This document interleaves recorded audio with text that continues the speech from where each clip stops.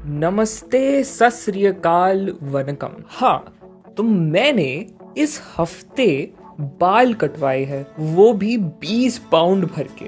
उसकी कहानी बताता हूँ, पर 20 पाउंड में बार्बर ने जो कचरा किया है उसको देखते हुए चलिए शुरू करते हैं आज का दिन।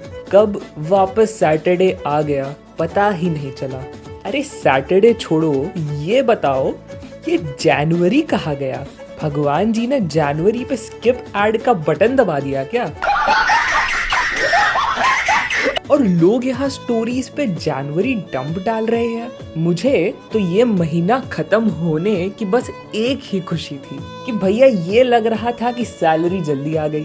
और सैलरी से याद आया, मैं पहले मजाक नहीं कर रहा था। यहाँ सच में 20 पाउंड यानी 2000 रुपए लगते हैं बाल कटाने के लिए, जिसमें तेल मालिश या शैम्पू तो छोड़ो, नाई 2 ग्राम भाव तक नहीं देता है।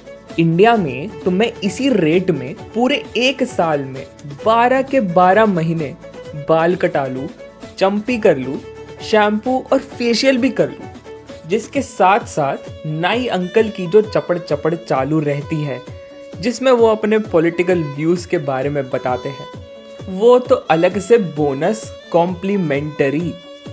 तो चलिए आज जो है, अरे 1 सेकंड, ये कौन है भाई?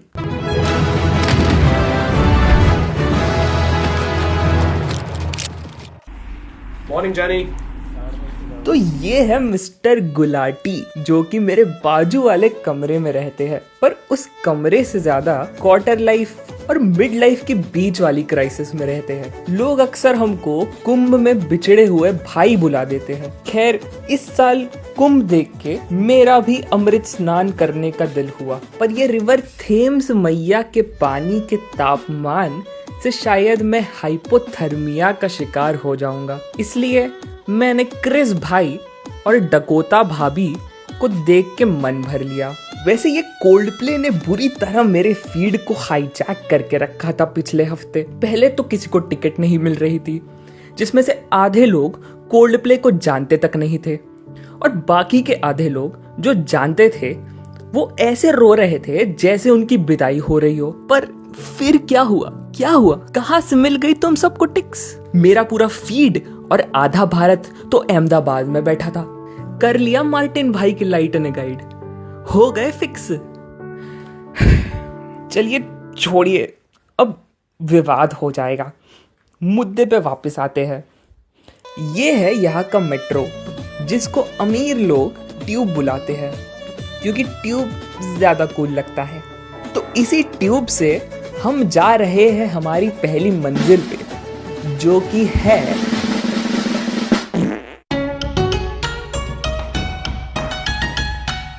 चाइना टाउन, चीन के लोगों का नया साल मनाने के लिए। इस बार मैं आपको ट्यूब अच्छे से दिखा नहीं पाया, क्योंकि हद से ज्यादा भीड़ हो गई थी। क्योंकि हमको उतरना था यहाँ के कुर्ला स्टेशन पे, जो कि है पिकाडेली सर्कस स्टेशन, जहाँ से एक कदम बाहर रखते ही हमें दिख गई इनकी शानदार लूनार न्यू ईयर परेड। तो ये साल चाइनीज लूनार न्यू ईयर सांपों का साल रहेगा, और इसे विजडम, इंट्यूशन और ट्रांसफॉर्मेशन का प्रतीक माना जाता है। सच बताऊं तो यहाँ आने के बाद ऐसे कुछ ही पल है जब मेरा लंदन के लिए थोड़ा ज़्यादा प्यार जो है वो बढ़ जाता है। आपका क्या कहना है कि हमारे मुंबई दिल्ली की सड़कों पे जो चाइनीज़ मिलता है, इंडियो चाइनीज़, वो बेटर है कि इनका traditional Chinese? 110% better than this. This is shit. नाम बता दीजिए। नाम भाई अपना सतीश है। तो कितना टाइम हो गया आपकी दुकान? 22 साल हो गए भाई। आइटम मेरे पास सब डलेगा, वो सस्ता रहे या महंगा रहे, ऐसा नहीं कि आज महंगा है तो नहीं डलेगा, आइटम सब डलेगा। तो फिर खाने की तलाश में हम निकल पड़े भीड़ में, कुछ सस्ता सा ढूंढने, जो हमें नहीं मिला, क्योंकि ये लंदन है। पर ये चाइनीज़ में कैसा अपना कॉन्सेप्ट अलग है। पर चीनी मस्का बन और सफ़ेद मीठा ढोकला ज़रूर मिल गया। जो खाने के बाद मुझे रियलाइज़ हुआ कि मैंने इसके नीचे चिपका हुआ बटर पेपर भी खा लिया था। वो पुष्पा फायर था, ये अपन फ्लावर है। अच्छा, खैर, मिस्टर गुलाटी है तो बहुत बढ़िया आदमी। इस बुरे वक्त में उन्होंने 5 पाउंड का Chinese take away buffet box भी ढूंढ के दिया, जिसमें लोग ऐसे दबा दबा के खाना ले जा रहे थे। हमने भी लिया, पर खाकर मज़ा नहीं आया। इंडो चाइनीज़ के लिए थोड़ी और इज्जत बढ़ गई। और ये बन गई अपनी कॉम्बो।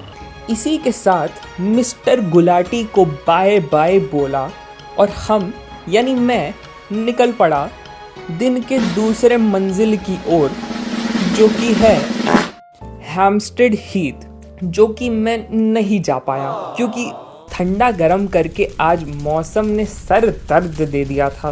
पर कोई बात नहीं, हम इसको डालते हैं बाल्टी सूची पत्र में और चलते हैं आज की तीसरी मंजिल की ओर, जो कि है हाईगेट सिमेंट्री, ऊंचे द्वार वाला कब्रिस्तान।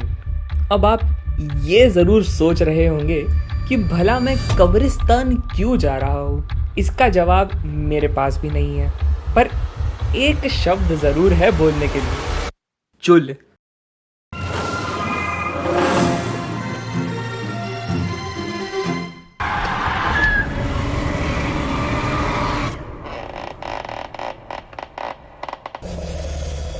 इस पृथ्वी पर कुछ काले साए ऐसे हैं जो इंसानों के डर में बसते हैं। देखिए, यहाँ के गांव के लोगों का यही सोचना है कि इस बिल्डिंग के अंदर भूत है।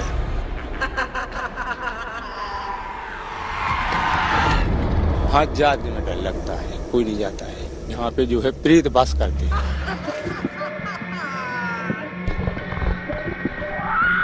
एक लड़का बड़े बड़े बाल का कज्जा दांतन को, मतलब भूत टाइप को, भूत ही।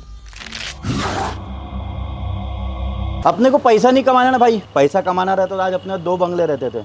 यह लंदन का सबसे मशहूर और ऐतिहासिक कब्रिस्तान है। कार्ल मैक्स की कब्र यहाँ का सबसे बड़ा आकर्षण है। जी हाँ, वही कार्ल मैक्स जिसने कम्युनिज्म का सपना देखा था और कहा था कि दुनिया में हर चीज़ सबके लिए मुफ्त होनी चाहिए। आयरनी ये है कि उसी की कब्र देखने के लिए आपको 10 पाउंड की टिकट खरीदनी पड़ी। यहाँ जमींदार लोग, हमारे जमींदार लोग बहुत बड़े आदमी थे।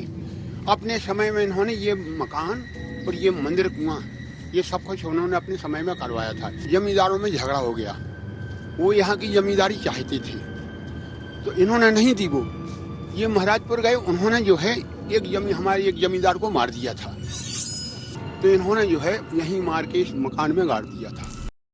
जरा तशरीफ संभाल के भाइयों और बहनों, यह है इजिप्शियन एवेन्यू, जो इस पूरे कब्रिस्तान की सबसे अनोखी और अजीब जगह है, जिसके लिए मैं यहाँ आया हूँ। इसमें एक बड़ा सा आर्कवे है जो आपको सीधे समय के पहिए में पीछे विक्टोरियन एरा तक ले जाएगा।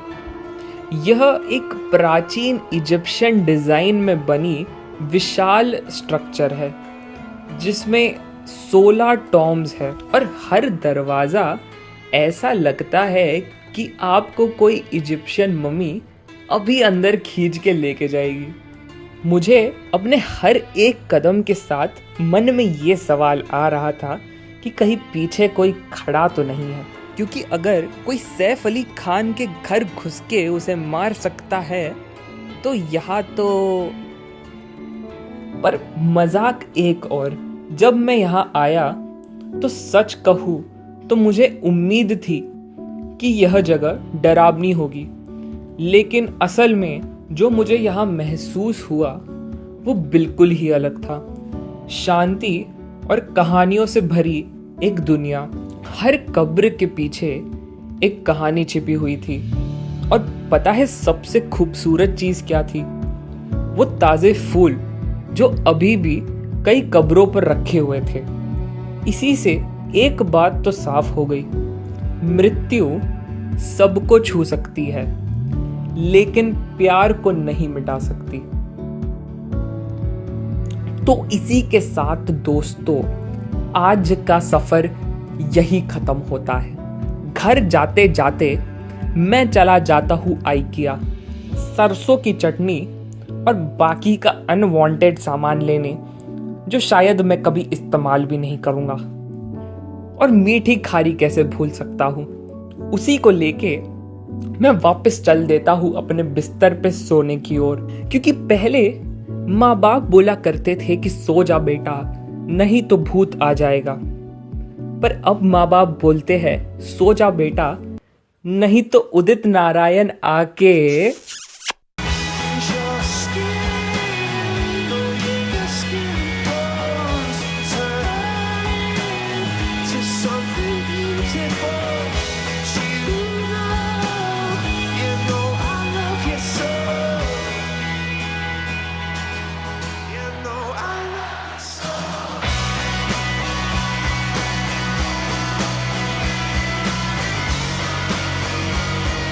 भैया अपना टाइमिंग अभी 5:30 से 10 बजे तक बैठ रहा हूँ। पूरे दिन ऑल टाइम चालू रहता है, अगर कोई आउट ऑफ स्टेशन रहा या बाहर गया तो बंद रहता है। एड्रेस है अपना गड्डी गोदाम चौक, गणेश होटल के सामने, ओल्ड गणेश के सामने।